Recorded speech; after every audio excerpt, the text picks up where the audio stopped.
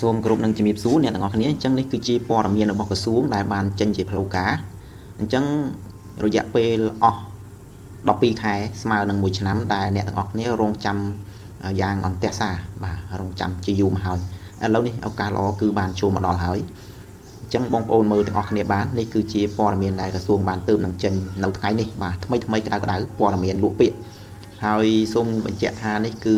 តាក់ទងទៅនឹងវិស័យកសិកម្មណាបាទខាងផ្នែកឧស្សាហកម្មឬនេសាទគឺយើងអត់ទាន់ឃើញក្រសួងចេញទេហើយខ្ញុំក៏មិនទាន់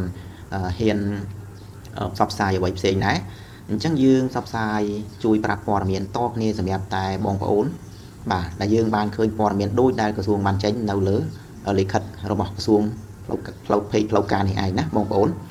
អញ្ចឹងយើងឃើញថាគេចាប់ផ្ដើមនៅថ្ងៃណាទាំងអស់គ្នាគឺចាប់ផ្ដើមនៅថ្ងៃទីថ្ងៃពុធណាថ្ងៃពុធទី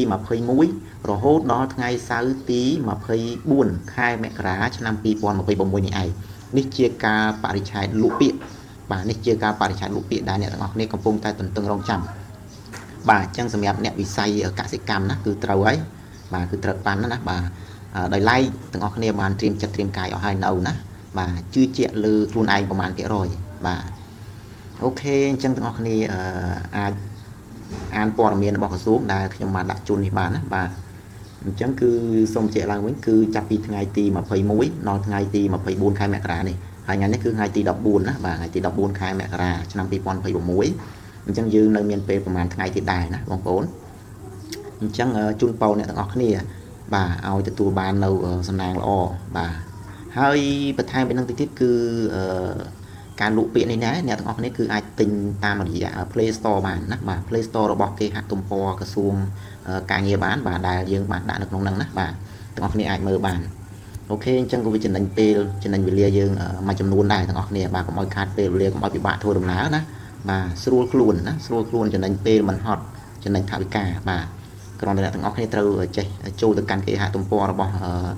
ក្រសួងការងារទៅគឺយើងអាចទិញបានហើយណាបាទ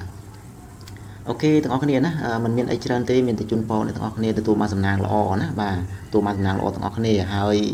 តាក់ទងទៅនឹងបន្ទុកវិញទាំងអស់គ្នាត្រូវចាំថាបន្ទុកខ្ពស់គឺយើងមានឱកាសបាទយើងមានឱកាសច្រើនពីព្រោះគេយកទៅតាមតម្រូវការទី1ទី2គឺគេដេញបន្ទុកចាប់ពីបន្ទុកខ្ពស់ចុះមកបន្ទុកទាបអញ្ចឹងមានតែយើងប្រឹងប្រែងឲ្យបានខ្ពស់ទេទើបយើងមានឱកាសច្រើនបាទអញ្ចឹងជូនពរទាំងអស់គ្នាឲ្យទទួលបាននៅបន្ទុកខ្ពស់ហើយបានឡើងទៅធ្វើការនៅកូរ៉េទាំងអស់គ្នាអូខេសុខសប្បាយបាទសំណាងល្អទាំងអស់គ្នាហេង